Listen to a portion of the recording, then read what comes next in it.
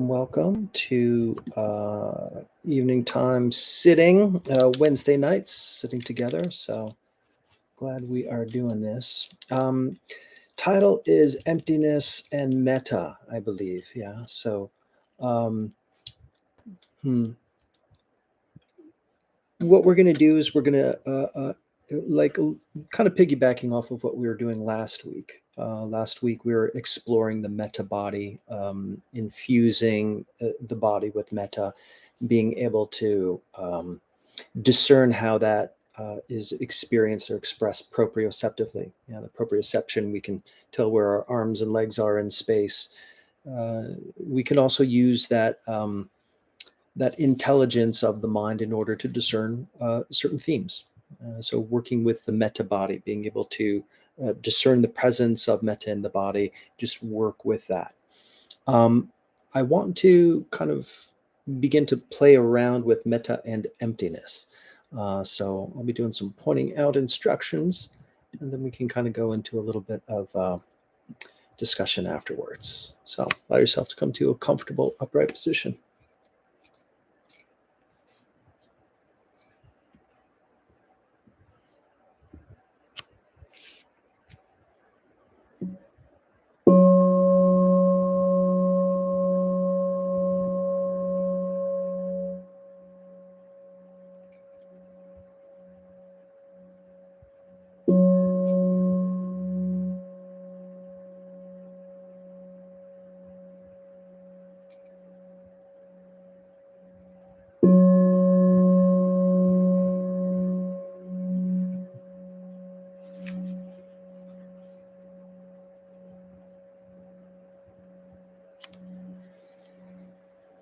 Okay, straightening up, settling in.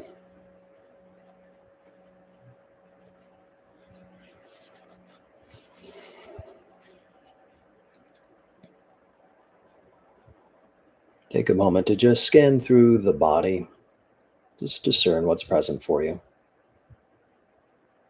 allowing yourself to arrive.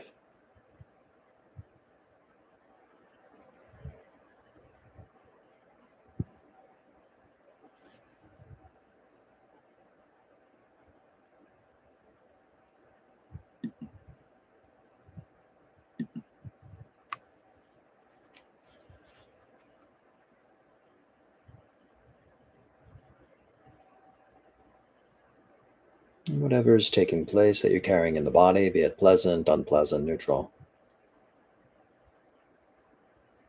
Just meet it with a sense of openness, acceptance, equanimity.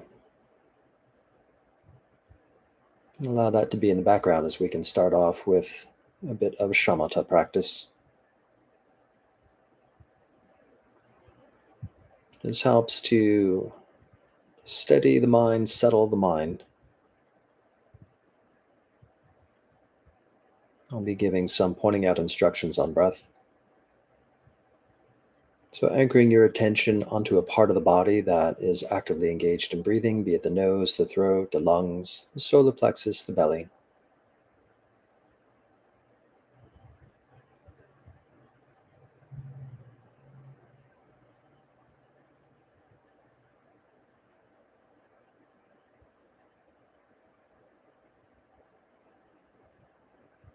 And retaining your attention here.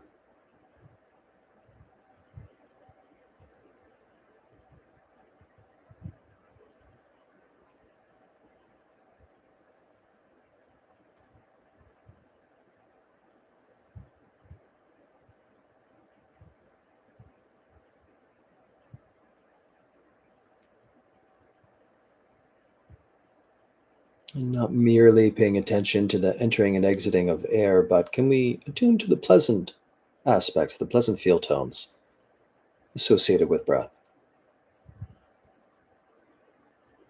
On that in breath, maybe a pleasant hedonic tone, an energy, qualities of wakefulness. The first half of the breath tends to be a little more enlivening. Give yourself permission to feel any of those pleasant qualities.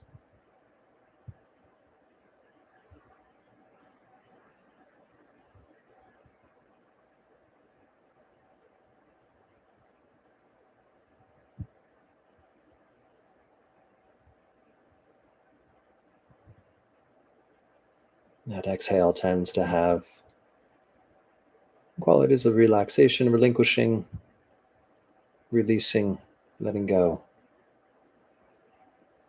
Give yourself permission to feel any of the pleasant, stabilizing qualities of the out-breath. The more that we can attune ourselves to these pleasant qualities, the more attention, the various strands of attention will align, want to become more invested.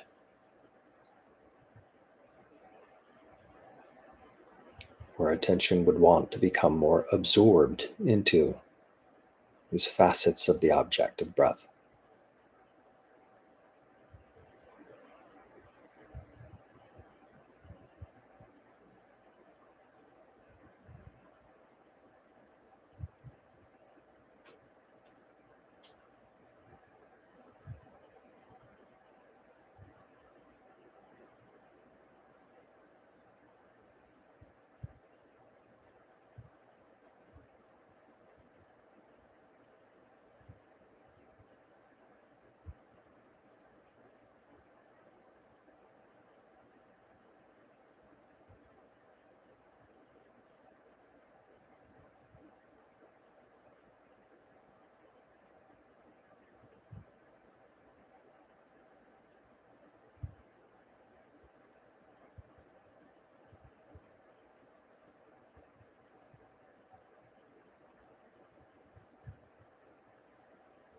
And whatever we're noticing,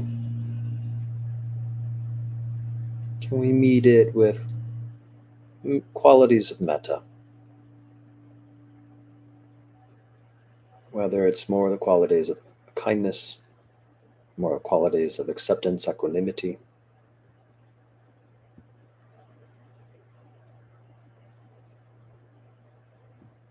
That is our chosen response to whatever we are discerning. So we're discerning the pleasant qualities of breath and cultivating as a response these metta flavors. Kindness and equanimity as a base. If things get a little unpleasant, maybe we can lean into the compassion. And if we're really leaning into the pleasant, we can have a little bit more appreciative joy. Giving yourself permission to cultivate as well as feel. And these pleasant metta-like qualities.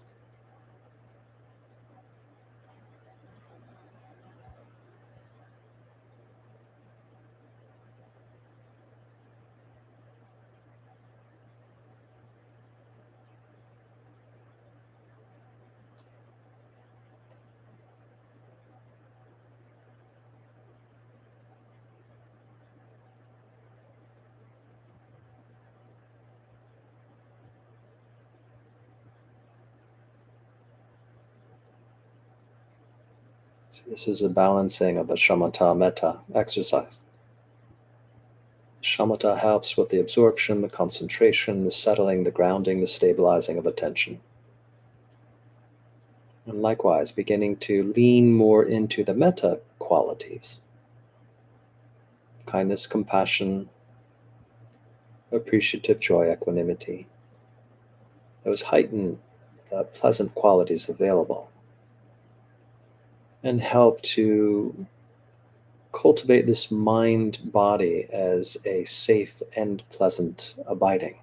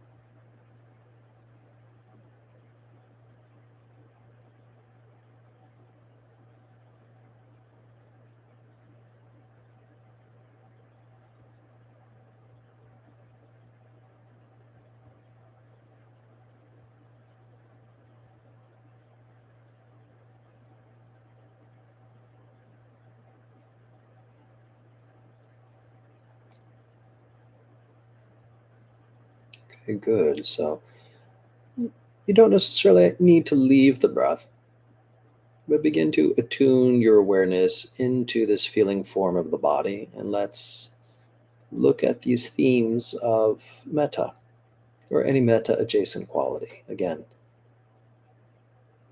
any of these pleasant qualities of the heart, whether again it's more the flavors of kindness, compassion, appreciative joy, equanimity, or anything kind of in the neighborhood of.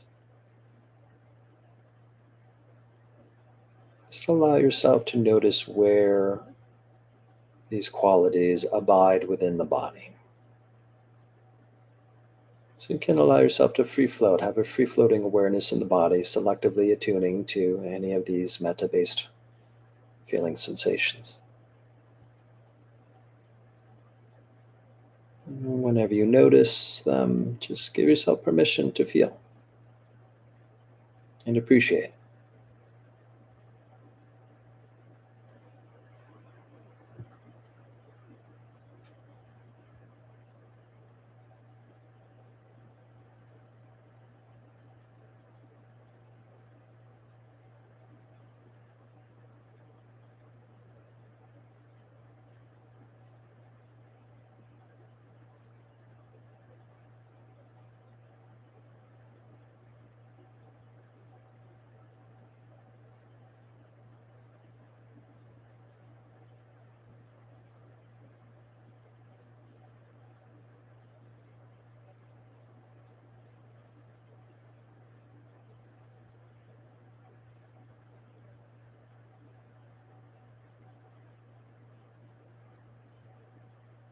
You can even begin to scan the body, just like we would do a normal body scan that starts at the top of the head, moves down the head, the torso towards the base, and back up again. But let's attend to the metta body. That is to say, let's explore where the boundaries and borders of these metta based sensations are within the body. And can we scan through those? Bring your attention to the top of the metta body and scanning your way down the sides, noticing the contours, the boundaries, working over the sides, down towards the bottom, then back up again. And the metta body does not necessarily need to abide by the contours of the physical body. It can totally be its own thing.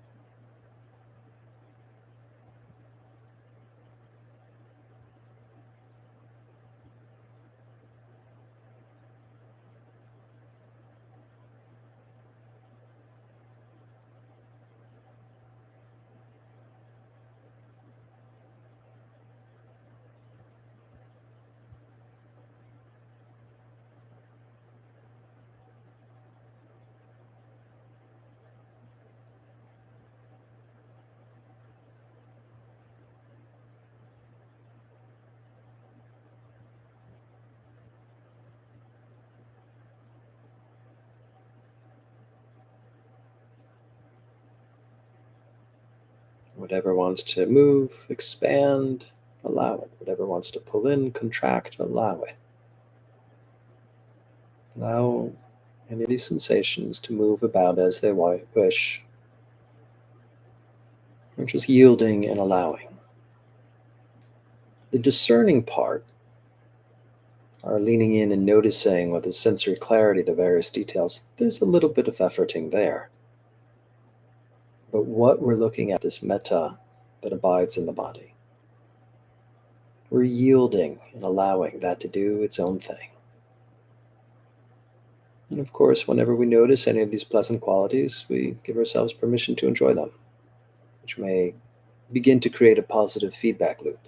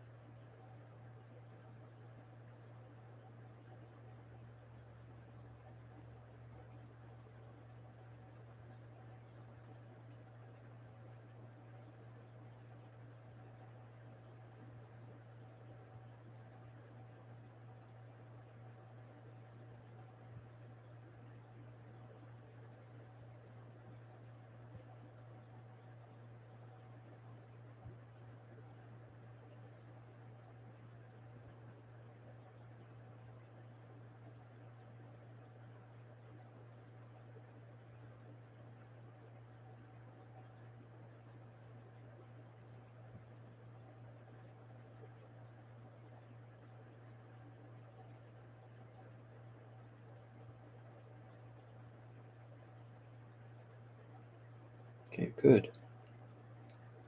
So within this body, we've been exploring a bit of the Metta Body. Now, let's shift the theme, exploring a bit of the Impermanence Body.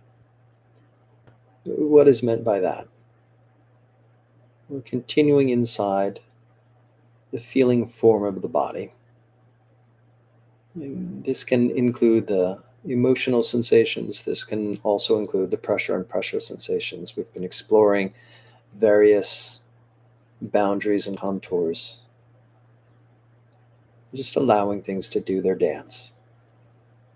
So can we really lean into noticing movement, the subtle movement of sensations within the body? Again, anything that wants to expand, move outward into space, allow it. Anything that wants to contract, pull inward, collapse in on itself, allow it. We're attending to the theme of impermanence. If you'd like to have a labeling set to help support that, whenever you're primarily aware of the theme of expansion, you can label expansion. When you're primarily aware of the themes of contraction, you can label contraction. If they are both occurring simultaneously, you can label both. And if ain't nothing happening, it's all stable and solid, you can label stable. Whatever you notice, just permit, allow, yield, infuse with equanimity and kindness.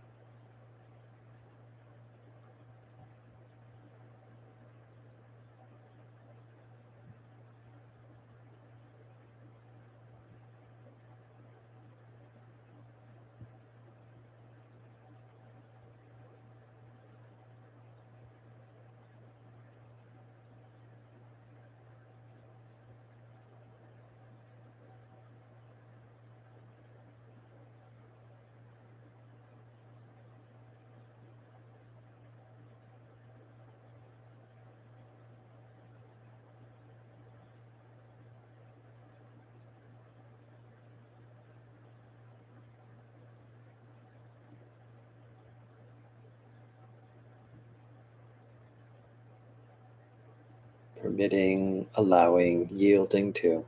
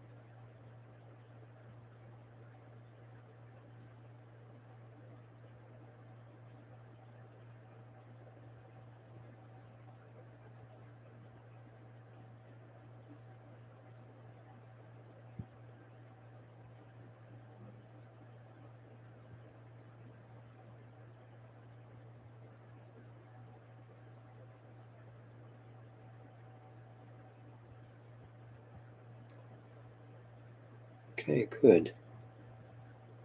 So we've been abiding in the body during this time, attending to the breath, attending to pleasant qualities of breath, attending to the Metta Body, Impermanence Body. However it shows up for you is perfectly fine.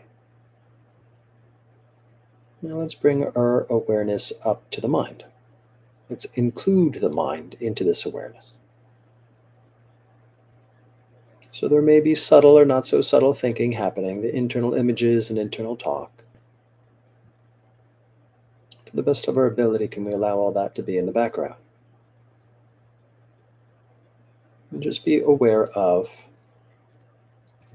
these qualities of attention, qualities of awareness. Whatever is awake, alive, that which is knowing, perceiving, just contact the mind. And as we have been attuning to certain facets of our experience within the body, and it may have been having an influence on the experience of the body, how have these focuses been influencing the experience of the mental state? Just notice. Notice the qualities that are present.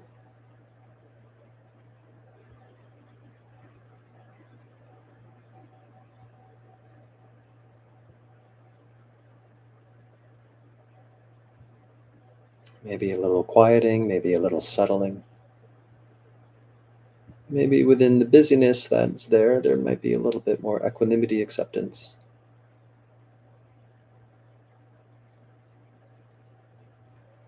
But to whatever degree we have been noticing anything pleasant within the body, can we notice whatever gladdening has been taking place within the mind?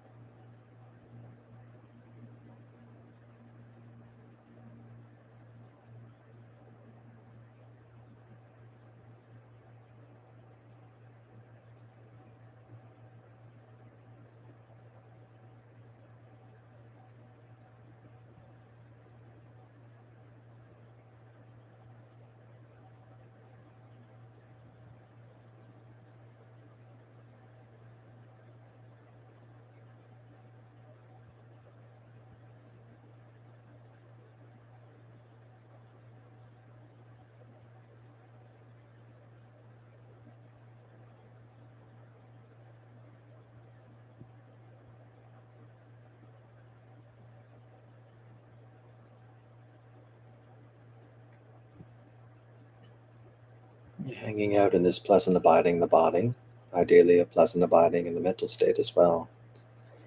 Maybe we can discern rest states within the mind. That is to say, a diminishing of active thought, maybe an emptying out of personality view, an overall softening and attenuation of a sense of self.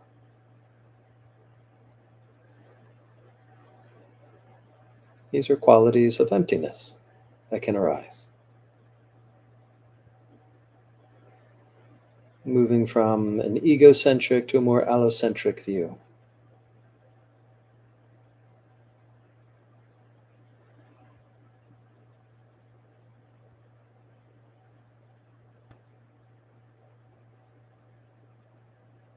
And in the emptying out of personality view, the emptying out of thoughts, the emptying out of dukkha and stress, can these themes of metta still be present? Can we still notice the presence of kindness,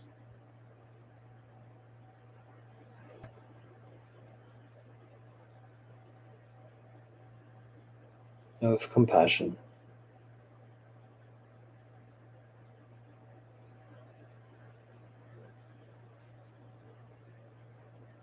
of appreciative joy,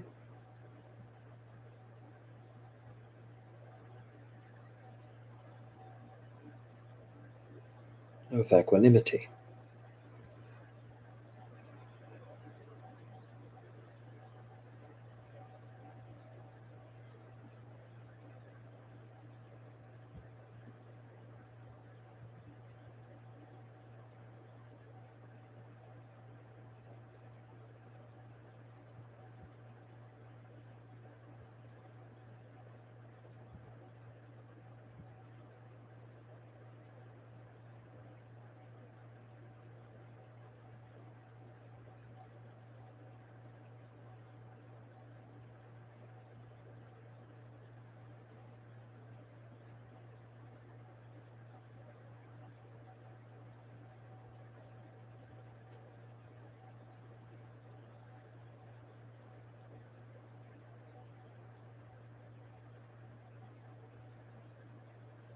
Just being aware of this interplay, the softening and diminishing of self, yet the presence of qualities of metta within the body, qualities of metta influencing the mental state.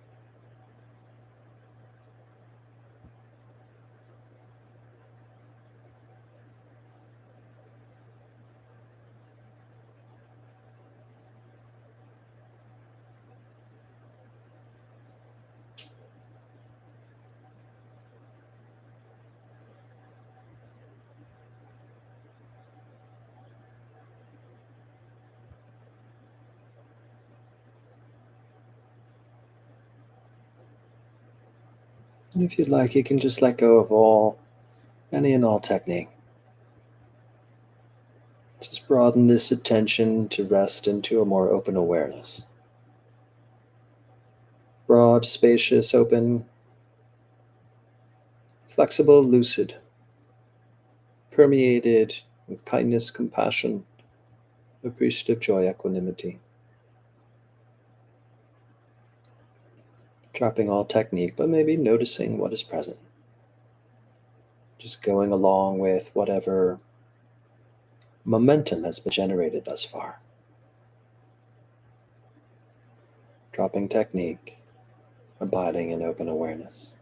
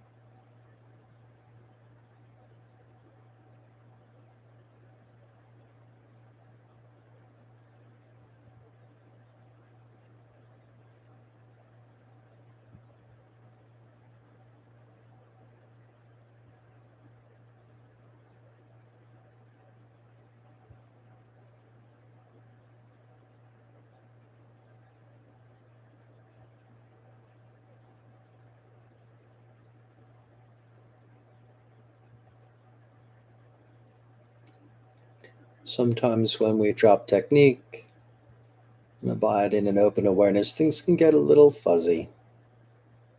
So increase the discernment, just the noticing of what is present for you, noticing of qualities as they arise one by one.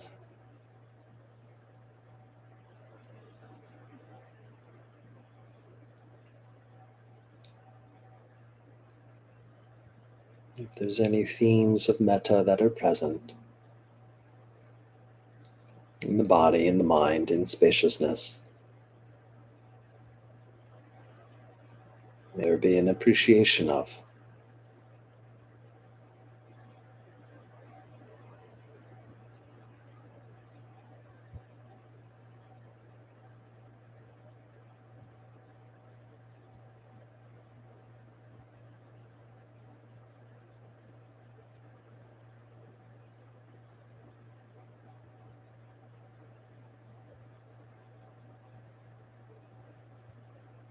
If there's any discernment of qualities of emptying out,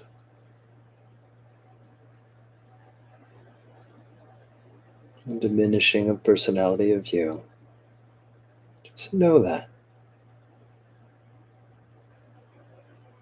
And allow the metta to be a ground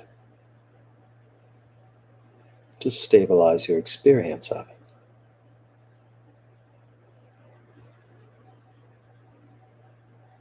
The presence of the metta can sometimes soften the emptying out of self.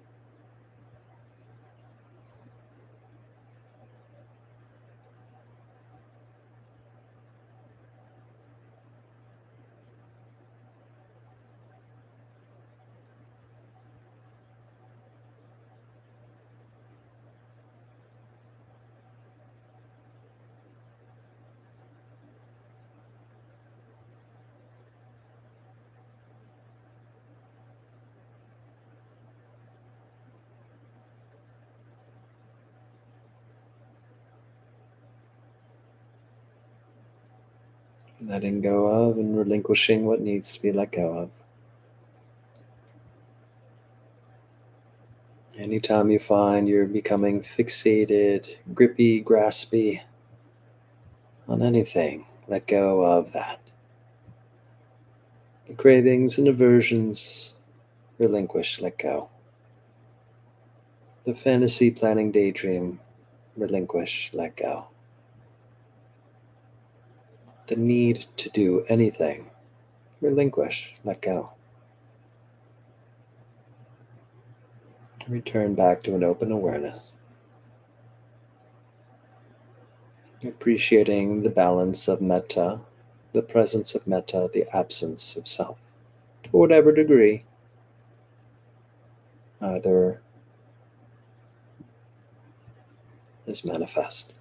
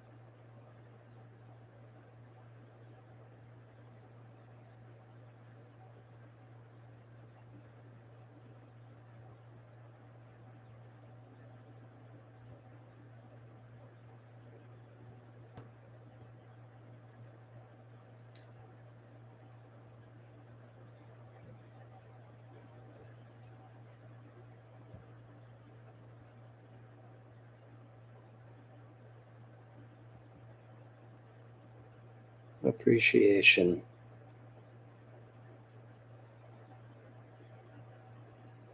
equanimity,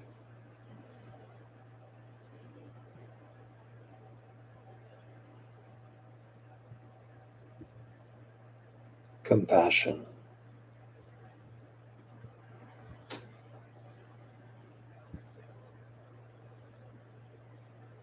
kindness,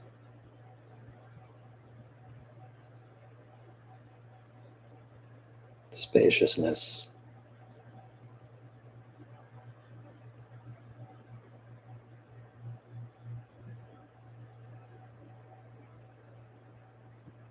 openness,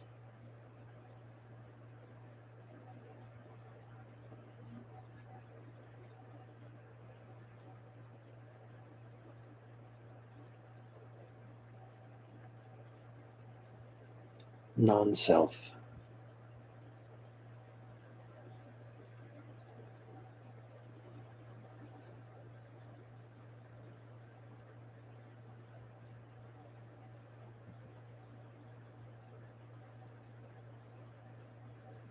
present to the ever unfolding edge of this moment.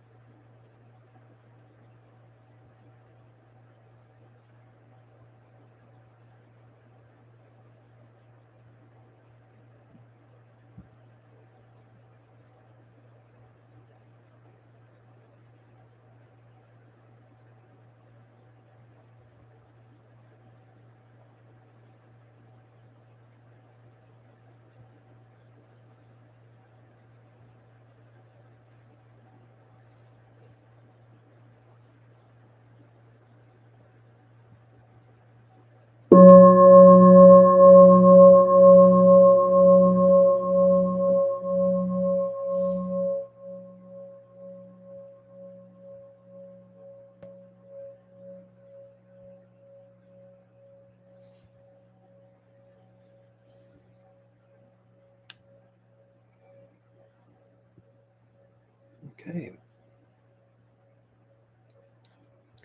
At ease, everybody.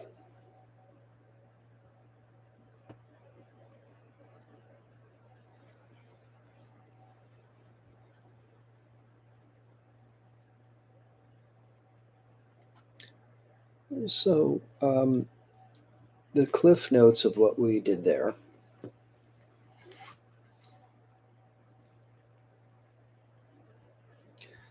started off with a simple contact with a shamatha object, in this case, the breath. For those that are newer, shamatha, um, uh, that which cultivates a calm abiding. So, if we can place our attention on an object that is relatively consistent and relatively pleasant, that can help to stabilize the mind and help to facilitate an overall calming, settling stabilization of both the body and our attention. And so we did that with the breath for a bit. But there's the noticing what we notice, and then there's the response. So we were intentionally bringing this metta based response. The kindness, can there be a little bit more kindness in the noticing? Can there be a little bit more equanimity in the noticing? And then we began to lean more into that metta presence and noticing its presence within the body.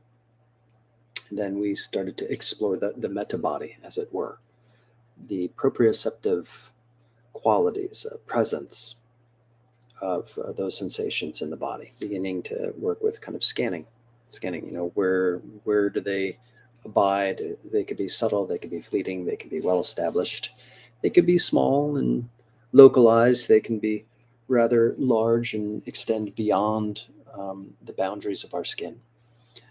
So it's just about discerning, noticing, allowing, and appreciating. Whenever we can notice something pleasant within the experience and appreciate that pleasantness, it can help to set up this positive feedback loop, which can, again, help to further stabilize attention into an absorption. Our attention becomes absorbed into the objective focus. That's a way that we can conceive of a heightening of concentration. Then we moved from there to noticing, well, some of these sensations can be fluid in nature. So we moved into the impermanence body, as it were. That is to say, tending to the themes of impermanence in the body, tending to themes of expansion, contraction, whatever, expansive, contractive, flux and flow. And the way that we relate to that is we yield to it. Sometimes in meditation can feel like there's a lot of efforting, but the more that we can tune into impermanence, the more it's appropriate to yield. Not only just merely accept and allow, but really yield, allow that to take precedence, take the lead. Then we moved from the exclusive physical feel domain into just observing the mind. Trying to the best of our ability to allow the thoughts, the see and hear in qualities to be in the background, and just notice, what's the mental state like? How does this focus influence the mental state? So they talk about in the Anapanasati practice, in the Anapanasati Sutta, the gladdening and balancing of the mind. When we were looking at the breath originally, there's the first half of the breath that gives us the energizing qualities, that second half of the breath that give us those settling qualities, and that can have impact of the mind, of the gladdening and balancing of the mind that can occur. But also the qualities of metta. How does that influence just the overall attitude? How does that influence the overall mechanism, the flavors that are present within the mind, the various mental factors, as it were? Then we started to lean into qualities of emptying out. If the thoughts are diminishing, then the personality tends to diminish. We can just be a body breathing, sitting still. And maybe if we're playing around with various ways of experiencing the boundary of self, then those can thin out too. If we have a thinned out, attenuated, softened boundary of body and boundary of mind, we can notice qualities of an emptying out, of non-selfing, so to speak. And again, in the beginning, it can be very subtle, fleeting, but sometimes they can become more profound. And when we talk about emptiness and experiencing an emptying out of personality view, ideally that can be a pleasant thing. But sometimes for many of us, it's not pleasant. We can notice, how should we say, just like our phones are constantly reaching out to grab that Wi-Fi signal or the cell tower signal. It's constantly reaching out to grab something to stay on and connected. This egoic structure of I am is constantly sending out some sort of signal, reaching for something to have this sense of I am. So hence our thoughts that are constantly going, that are inherently in a narrative structure, always constantly telling the story of ourselves, whether it's a pleasant story, whether it's an angry story, whether it's a sad story, whether it's an anxious story.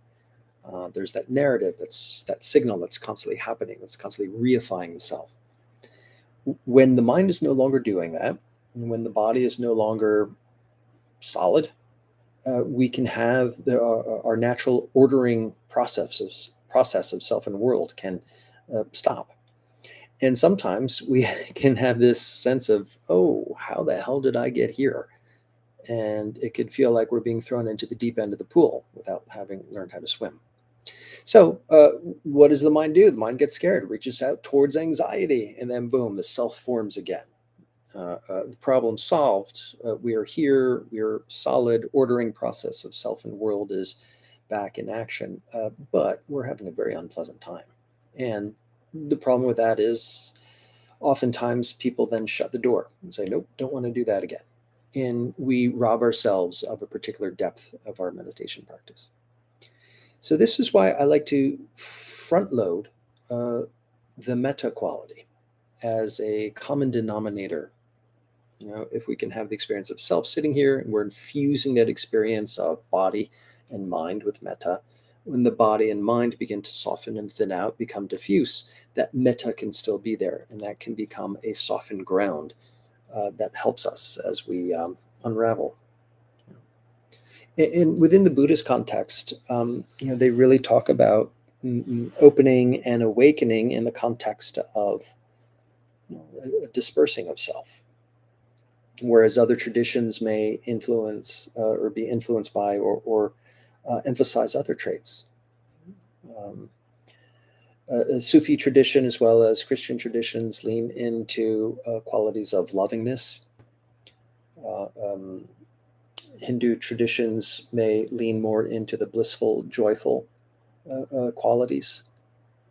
It seems that this is where in Buddhism that emphasis on the absence of can somehow become rather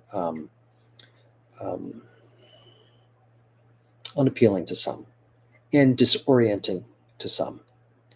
So this idea of beginning to cultivate metta as emptiness is occurring, we're really front-loading our practice with the metta and concentration to help us lighten up our experience. And that becomes a ground of being that we can rest upon. That when the ordering structures of self and world begin to thin out, that can be there for us as a bit of a softening. So that's a bit of the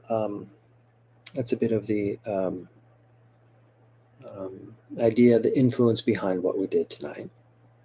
I don't know if anybody has any questions, comments, reflections, either on the Zoom or in the YouTube chat. Feel free. You don't have to.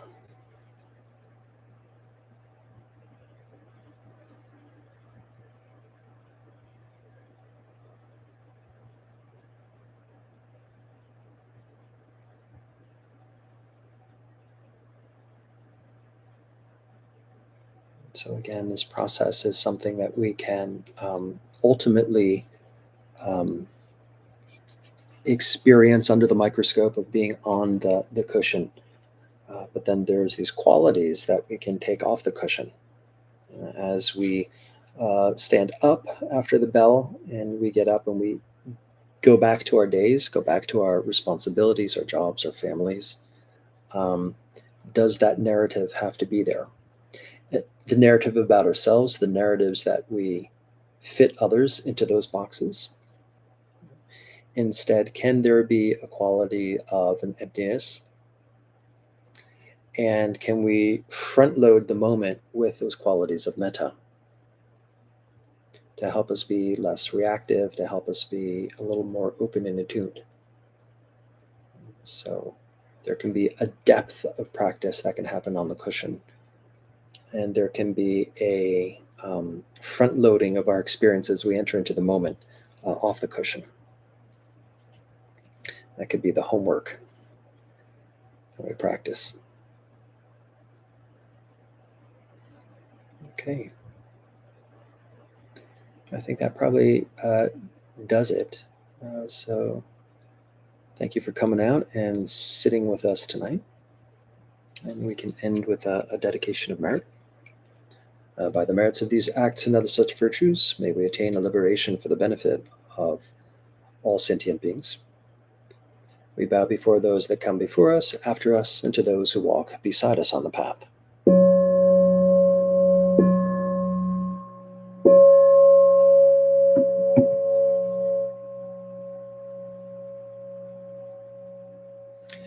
Okay, be well. Hope to see you next week. Take care.